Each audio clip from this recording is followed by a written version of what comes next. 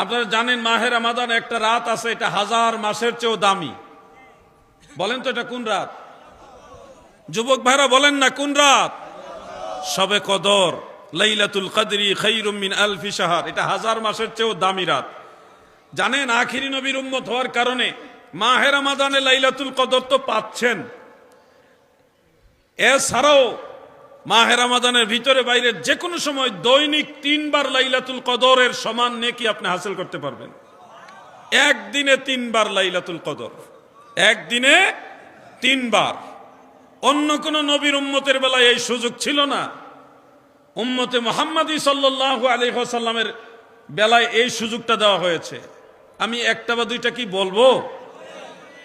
প্রিয় ভাই আমার, মুসনাদে ফেরদৌসের মধ্যে উল্লেখ, কাজী শাওকানি নাইলুল আওতার ওই কিতাবের মধ্যে এবং হাফেজ মুনজিরি আত-তারগীব ওয়াত তারহিবের মধ্যে হাদিস শরীফ খানা উল্লেখ করেন। আমার দয়াল নবী বলেন, উম্মতেরা গো, মান হাফিজা সিত্তা রাকাতিন বাদাল মাগরিব, যারা মাগরিবের পরে 6 রাকাত নামাজ যথাযথ রক্ষা করে, অর্থাৎ 6 রাকাত আওয়াবিন নামাজ যারা মাগরিবের পরে আদায় করবে, দিনের নবী বলেন তার আমল নামায় বাইতুল মুকাদ্দাস মসজিদুল আকসায় লাইলাতুল কদর পালন করলে যত নেকি, ওই সমান নেকি আমার আল্লাহ দান করে দিবে। কোনদিন বাইতুল মুকাদ্দাসে যাওয়ার তো সুযোগ নাও হতে পারে। আমি গুনাহগার 2 বার গিয়েছি।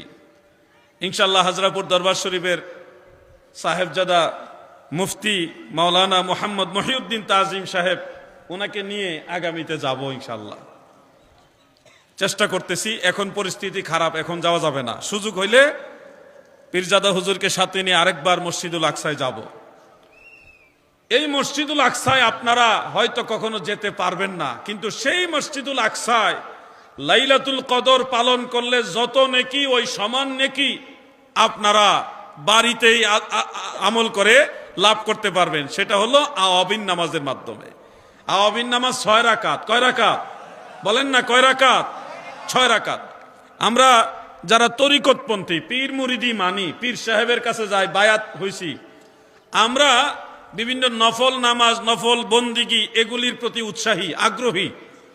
আবার আরেক গ্রুপ আছে যারা এগুলি তো আগ্রহী না, উল্টা আরো বলে যে নফল নামাজ তো পড়েই না, উল্টা বলে সুন্নত নামাজ না পড়লেও চলে। এই মাহে রমাদানে দেখবেন আরেকটা সমস্যা, অনেক মসজিদে আমি লক্ষ্য করেছি তারাবির নামাজ 20 রাকাত পড়েন, 8 রাকাতের পরেই তার পায়খানা ধরে। কিছু লোক বের হয়ে যায়, আছে না নাই? এরা মনে করেন আমল যেটা করার দরকার সেটা তো করবে না, উল্টা আরো মানুষকে অনুৎসাহিত করবে।